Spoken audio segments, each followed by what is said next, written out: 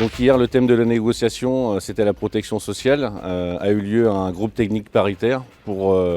continuer à définir différents scénarios pour ce qui concerne le maintien de salaire lors d'arrêt maladie, la prévoyance lourde, l'incapacité, décès, tous ces sujets qui concernent l'ensemble des salariés de notre branche. Vous voyez, on a répondu qu'on n'était pas signataire du Moon. La CGT avait un mandat du bureau fédéral qui était de demander la suspension des négociations. Tout d'abord, au vu de la situation sanitaire qui nous pose d'énormes problèmes en termes de fonctionnement pour pouvoir travailler et être force de proposition dans cette négociation.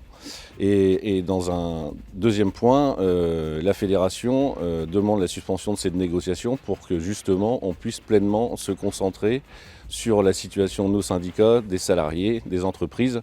qui sont dans une situation inédite au vu de la crise sanitaire et la crise économique qui est en train de se dérouler. Et donc malheureusement, la CGT n'a pu que constater le refus du patronat, mais également des autres organisations syndicales qui n'ont pas du tout suivi la position de la fédération métallurgie CGT dans cette négociation. Donc face à cette situation, la CGT continue à demander la suspension des négociations dans l'intérêt des salariés et des entreprises au vu de la situation. Et d'ailleurs, prochainement va arriver le thème de la rémunération. Et donc c'est pour ça que la fédération appelle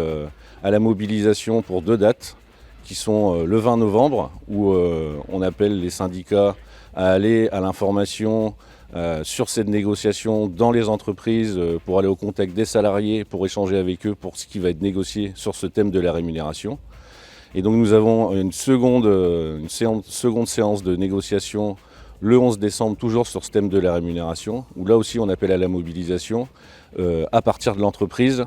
en allant vers les chambres patronales territoriales pour peser le plus possible dans ces négociations, car même si la CGT a demandé la suspension, en aucun cas elle ne fera la chaise vide et